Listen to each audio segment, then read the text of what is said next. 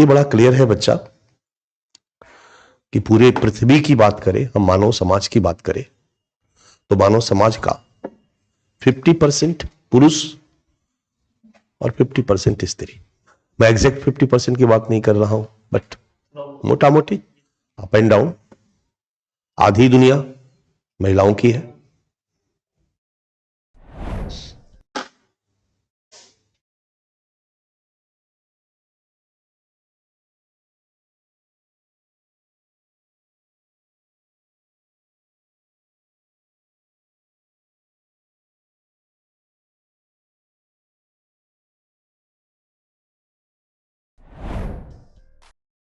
आज क्लास में तो 80% महिलाएं हैं।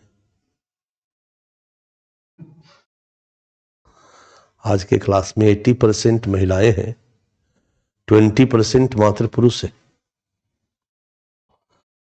इससे साबित होता है कि संडे पुरुष छोड़ना नहीं चाहते।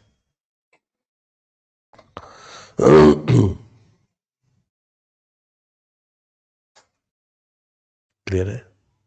आधी दुनिया महिलाओं की है बच्चा, और लगभग दुनिया के सभी देशों में, सभी समाजों में अपवाद को छोड़ दिया जाए तो पुरुष प्रधान समाज रहा। पैट्रियार्की दुनिया के सभी समाजों की विशेषता है। पितृसत्तात्मकता दुनिया के सभी समाजों की विशेषता है। ठीक है? दुनिया के सभी समाजों में महिलाएं कई अधिकारों से वंचित रही है। इसलिए जब हम दुनिया को बांटते हैं पुरुष और स्त्री में, तो स्त्री को हम दो भागों में बांटते हैं। एक वो जो बायोलॉजिकली पुरुषों से अलग है, इसको हम सेक्स कहते हैं। स्त्री और पुरुष के बीच जो बायोलॉजिकली डिफरेंस है उसको हम सेक्स डिफरेंशिएशन कहते हैं। ओके? और नेचर ने जो दोनों के बीच असमानता को जन्म दिया है, इसको हम सेक्स इनइक्वालिटी कहते हैं, यौन असमानता कहते हैं। लेकिन स्त्री और पुरुष के बीच एक अंतर है जो समाज ने किया है। ये अंतर यहां मैं क्लास में देख सकता हूं और देख के बता सकता हूं कि कौन स्त्री है और कौन पुरुष है। लड़कियों को बड़े बड़े बड़े बाल रखने हैं, नाक में पहनना है, कान में पहनना है, लिपस्टिक पाउडर लगाना है, मेकअप करना है, सौंदर्य। पुरुषों के साथ सौंदर्य शब्द का प्रयोग हम नहीं करते। सौंदर्य प्रसाधन पुरुषों की विशेषता नहीं है, महिलाओं के लिए है, और इसको समाज ने बनाया।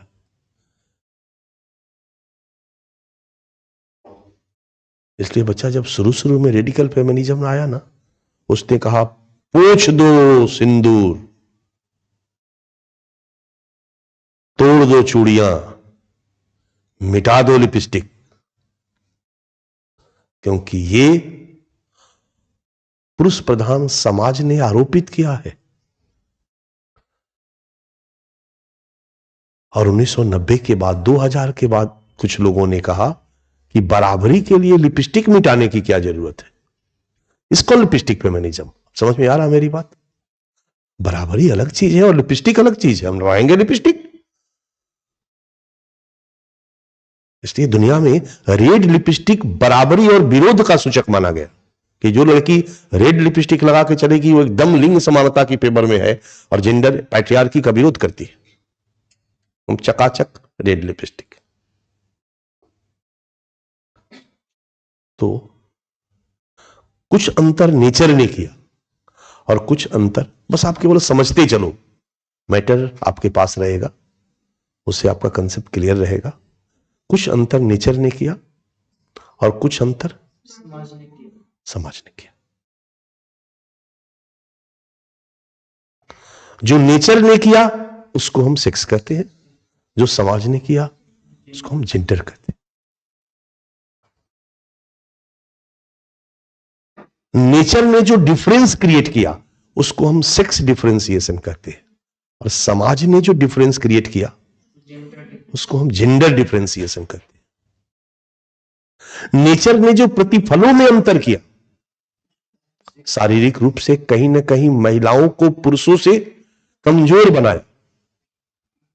गर्भावस्था में महिलाएं पुरुषों से कमजोर हो जाती है, वो दौड़ धूप नहीं कर सकती है, शिकार नहीं कर सकती है, जंगली जानवरों का मुकाबला नहीं कर सकती है। यहां आकर के महिलाएं पुरुषों से कमजोर हो जाती है फिजिकली, और यह असमानता नेचर ने क्रिएट किया है, इसको कभी भी दूर नहीं किया जा सकता है। इसको हम सेक्स इनइक्वालिटी कहते हैं, और दुनिया का कोई महिला आंदोलन सेक्स इनइक्वालिटी को दूर करने का प्रयास नहीं करता। लेकिन एक डिफरेंशिएशन समाज ने क्रिएट किया है। लड़कियां ये पहनेगी, लड़कियां ये पहनेगी, लड़के ये पहनेंगे, लड़के ये पहनेंगे, लड़कियां मेकअप करेंगी, लड़कियां सुंदर लगेंगी, लड़कियां बन ठन के रहेंगी, सुंदरता पर ध्यान देंगी, लिपस्टिक पाउडर पर ध्यान देंगी, लड़के पहलवानी करेंगे, मारपीट करेंगे। वीरता पुरुषोचित गुण है, और शर्म हया स्त्रियोचित गुण है। ये किसने बनाया? समाज ने। शेरनी शर्म करती है क्या? लजा गई शेर को देख के, बल्कि वो और खतरनाक होती है। बट हमारे समाज ने समाजीकरण की प्रक्रिया द्वारा हमें इंजेक्ट किया, क्या लड़कों की तरह घूमती रहती हो, और लड़कों से कहा क्या लड़कियों की तरह शर्माते रहते हो, मौगड़ा कहीं के। इस तरीके से स्त्रियोचित गुण क्या है और पुरुषोचित गुण क्या है, according to society, decided by society. और इसी आधार पर समाज ने महिलाओं को बहुत से अधिकारों से वंचित कर दिया, बहुत से अवसरों से वंचित कर दिया, प्रतिफलों में अंतर कर दिया।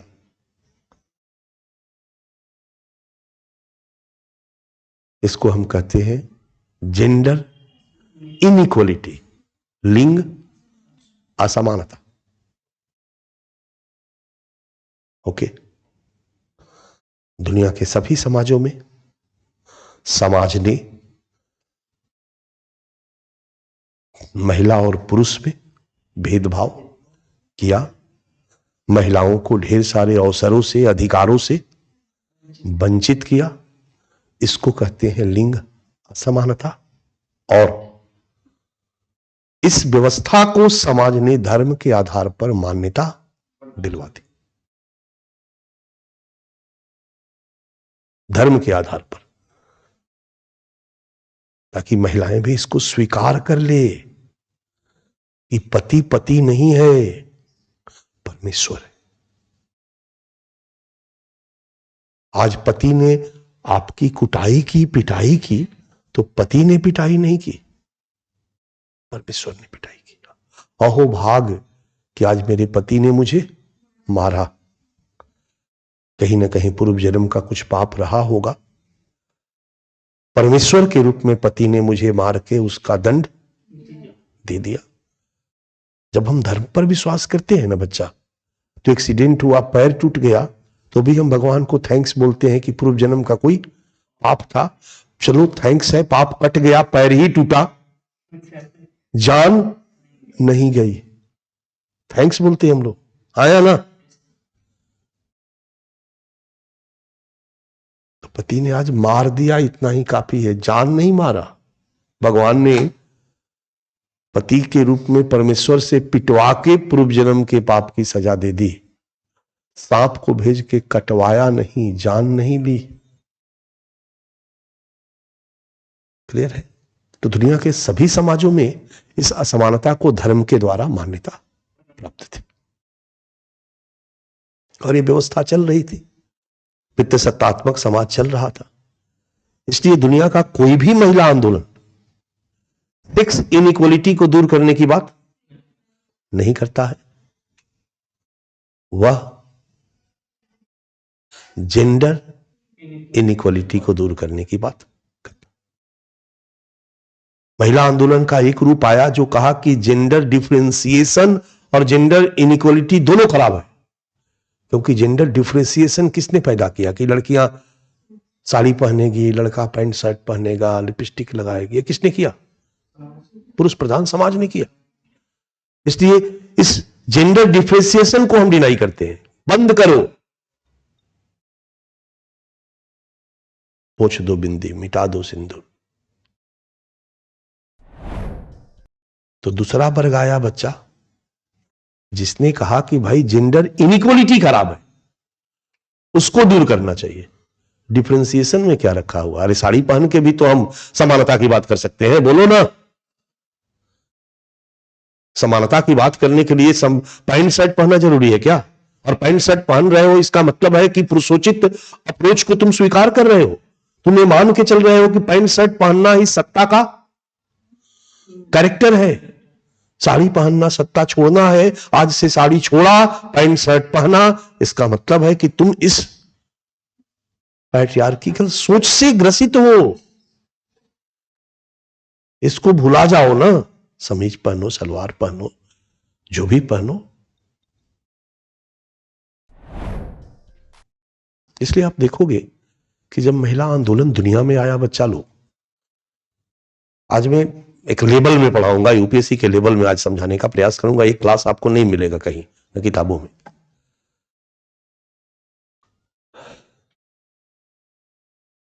तो महिलाओं ने पुरुषों का ड्रेस पहनना शुरू किया, आया ना। अभी तक पुरुषों ने साड़ी समीज पहनना शुरू नहीं किया,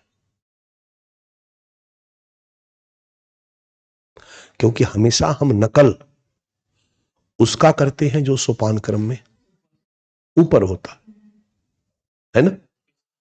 हमने कई बार आपको बताया कि फैशन डाउनवर्ड मोबिलाइज होती है।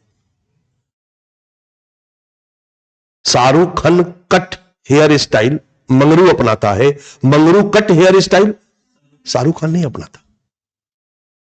तो हम हमेशा ऊपर वाले से, इसलिए महिलाओं ने भी मौका मिलते ही किसका अनुकरण किया? ऊपर वाले का अनुकरण किया। पैंट शर्ट पहनना शुरू किया, पुरुषों वाला ड्रेस पहनना शुरू किया। लेकिन ऊपर वालों का अपनाने का मतलब है ना जी कि आप उसको ऊपर स्वीकार कर रहे हो।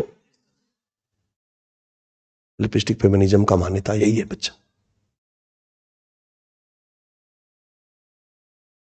तो जो भी जेंडर डिफरेंशिएशन था, जो भी जेंडर इनइक्वालिटी थी, जो लिंग असमानता थी, इसके जितने भी स्वरूप थे सबको पहले समाज में धर्म के द्वारा मान्यता प्राप्त थी। सिंदूर लगाना है तो धर्म जुड़ा हुआ था, कुछ भी XYZ। और एक लंबे समय तक पितृसत्तात्मक समाज बना रहा और दुनिया के लगभग सभी देशों में लंबे समय तक महिलाओं की स्थिति निम्नतर बनी रही। असमानता और सोपानिकता पहले भी पढ़ चुके हैं कि परंपरा की विशेषता रही है, परंपरागत समाज की विशेषता रही है, याद है ना। और स्वतंत्रता, समानता और सामाजिक न्याय आधुनिक समाज की विशेषता रही है।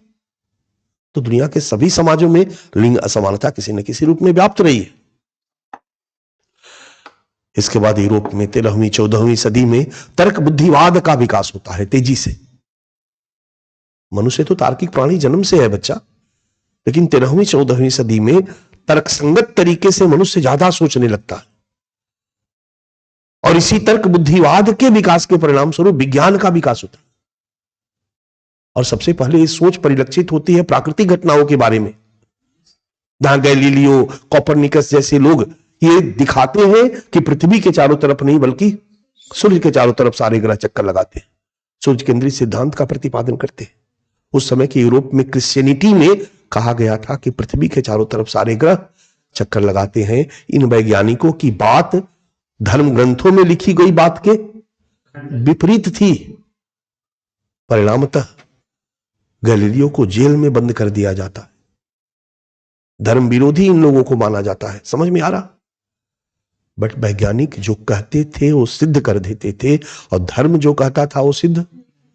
तो धीरे धीरे तर्क बुद्धिवाद के विकास के साथ, विज्ञान के विकास के साथ, विज्ञान की कही गई बातों पर लोगों का भरोसा बढ़ने लगा, समाज में विज्ञान का प्रभाव बढ़ने लगा, धर्म कई जगहों पर झूठा साबित होने लगा, धर्म का प्रभाव क्षेत्र घटने लगा।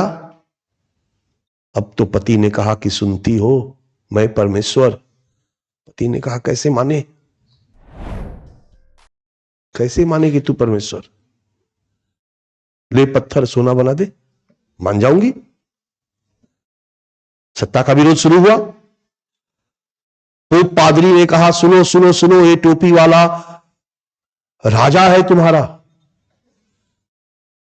इसको भगवान ने तुम्हारे ऊपर शासन करने के लिए भेजा है और तुम्हारा धर्म है कि तुम उनकी आज्ञा का पालन करो। पीछे से आवाज आई कैसे मान ले। एक लंबे समय तक राजतंत्रात्मक राजनीतिक व्यवस्था धर्म के आधार पर ही सही ठहराई जा रही थी। इसको आप पढ़े होंगे 10th 11th 10th में, राज्य के दैवीय अधिकार का सिद्धांत, अगर 9th 10th ईमानदारी से पढ़े हो तो।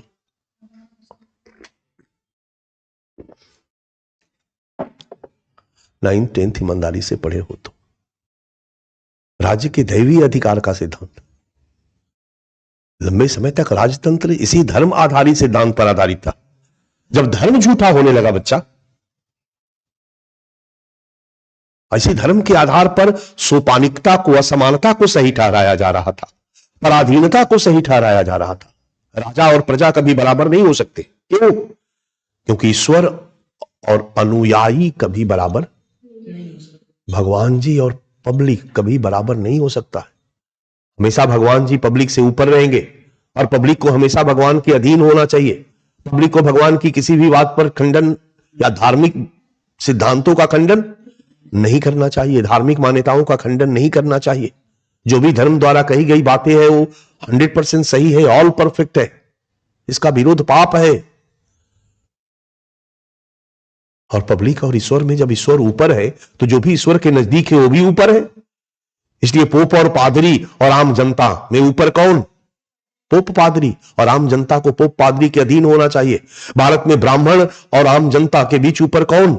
ब्राह्मण। इसलिए आम जनता को ब्राह्मणों के अधीन होना चाहिए, उनकी बातों को मानना चाहिए, क्योंकि वो कहते हैं वही जो ईश्वर ने कहा है, जो भगवान ने कहा है। और राजा भी भगवान का प्रतिनिधि है, इसलिए सोपान क्रम में राजा ऊपर, प्रजा नीचे, और प्रजा का धर्म है कि वो राजा की आज्ञा का पालन करे। पति पत्नी में पति परमेश्वर और परमेश्वर हमेशा ऊपर, इसलिए पत्नी का धर्म है कि पति की आज्ञा का पालन करे, कभी भी पति की आज्ञा का विरोध न करे। बच्चा इस तरीके से, और अगर पति पत्नी की पिटाई करे, राजा प्रजा का अत्याचार करे, तो इसको भी सहो। यही न्याय है, ये ईश्वरीय न्याय है, क्योंकि राजा को ईश्वर ने भेजा है और राजा आपको दंड नहीं दे रहा, वो अत्याचार नहीं है। राजा के रूप में ईश्वर आपके पूर्व जन्म के किए गए कर्मों का फल दे रहा है। पति ने नहीं पीटा है, पति के रूप में भगवान ने पीटा है।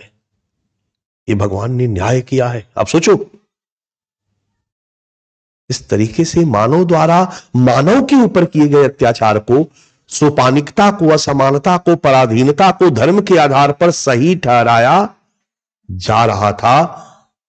और इस तरह से सामाजिक जीवन के सभी क्षेत्रों में असमानता, पराधीनता, मानव द्वारा मानव का शोषण चल रहा था। पर जैसे ही तर्क बुद्धिवाद का विकास हुआ, विज्ञान का विकास हुआ,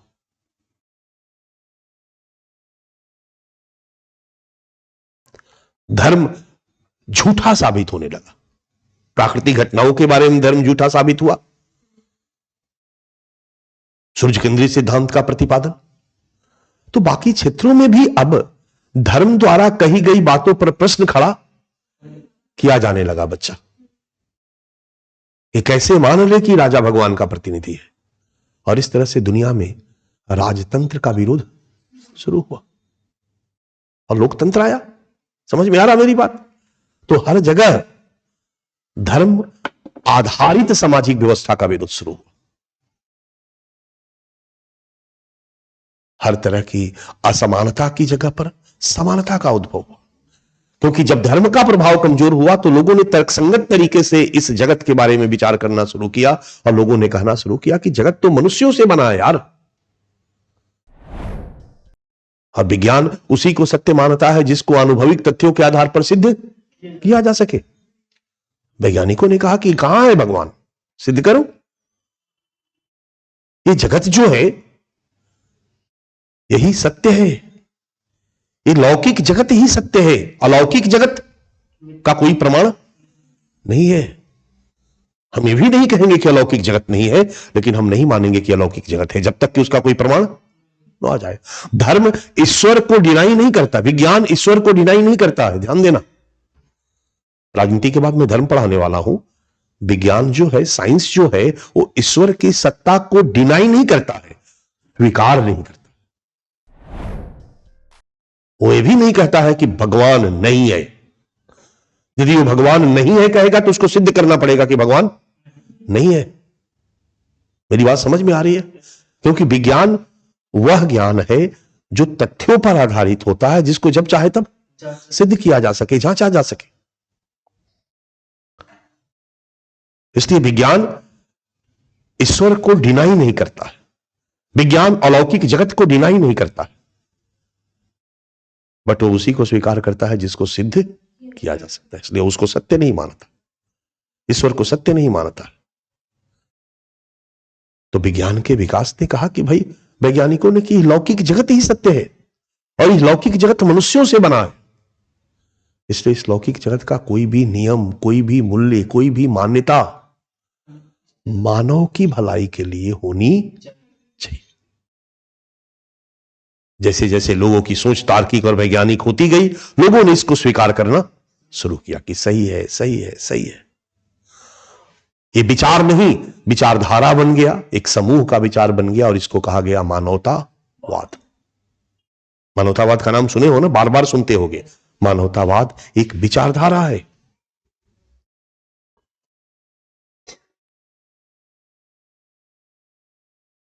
जो जगत के केंद्र में भगवान जी को नहीं, मानव को स्वीकार करता है, मनुष्य को स्वीकार करता है।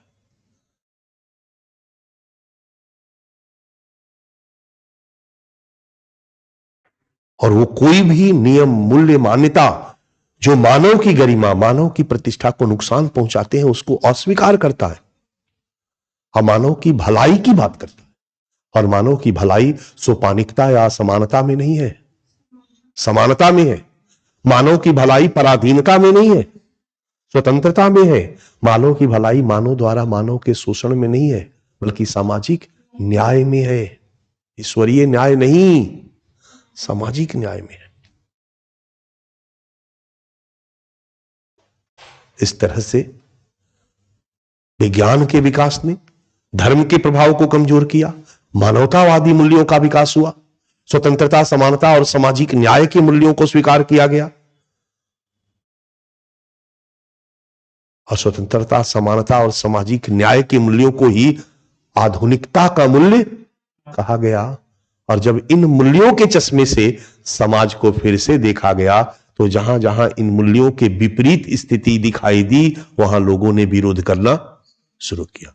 इन मूल्यों के चश्मे से सबसे पहले राजनीतिक व्यवस्था का देखा गया, तो देखा गया कि यह राजनीतिक व्यवस्था तो स्वतंत्रता, समानता और न्याय के मूल्यों पर आधारित नहीं है। राजतंत्र का विरोध शुरू हुआ और स्वतंत्रता, समानता और सामाजिक न्याय के मूल्यों पर आधारित एक नई राजनीतिक व्यवस्था का जन्म हुआ, जिसको लोकतंत्र का नाम दिया जाता है, डेमोक्रेटिक पॉलिटिकल सिस्टम। फिर आर्थिक असमानता का विरोध हुआ, भारत में जातीय असमानता का विरोध हुआ। अफ्रीका में, अमेरिका में प्रजातीय असमानता का विरोध शुरू हुआ, और इसी विरोध की प्रक्रिया में बच्चा लिंग असमानता का भी विरोध शुरू हो गया। आधुनिकता के चश्मे से, स्वतंत्रता, समानता और सामाजिक न्याय के चश्मे से जब लोगों ने इस समाज को देखा, जब लोगों ने स्त्री पुरुष संबंधों को देखा, जब लोगों ने महिलाओं की स्थिति को देखा, तो यह स्थिति मानवीय लगी या अमानवीय लगी? मानवतावादी मूल्यों के विपरीत लगी, स्वतंत्रता, समानता और सामाजिक न्याय के मूल्यों के विपरीत लगी। लिंग असमानता सही नहीं है, ये समानता के मूल्यों के विपरीत है। महिलाओं की पुरुषों से अधीनता सही नहीं है, ये स्वतंत्रता के मूल्यों के विपरीत है। पुरुष द्वारा भगवान के नाम पर महिलाओं का शोषण अत्याचार सही नहीं है, ये सामाजिक न्याय के मूल्यों के विपरीत है। सही है लिंग समानता, है ना, सही है लिंग समानता। इस तरह से बच्चा दुनिया के सभी देशों में, इधर लोकतांत्रिक आंदोलन चल ही रहा था, बाकी आंदोलन भी चल रहा था, दुनिया के सभी देशों में इस लिंग असमानता के विरोध में आंदोलन शुरू हुआ। ये आंदोलन शुरू में आधुनिक सोच रखने वाले लोगों ने किया, फिर धीरे धीरे यह विरोध जब महिलाओं ने करना शुरू किया, यह आंदोलन जब महिलाओं ने करना शुरू किया, तो इसी को महिला आंदोलन नाम दिया गया। और इस तरह से दुनिया के सभी देशों में महिला आंदोलन का उद्भव संभव। पिक्चर क्लियर है?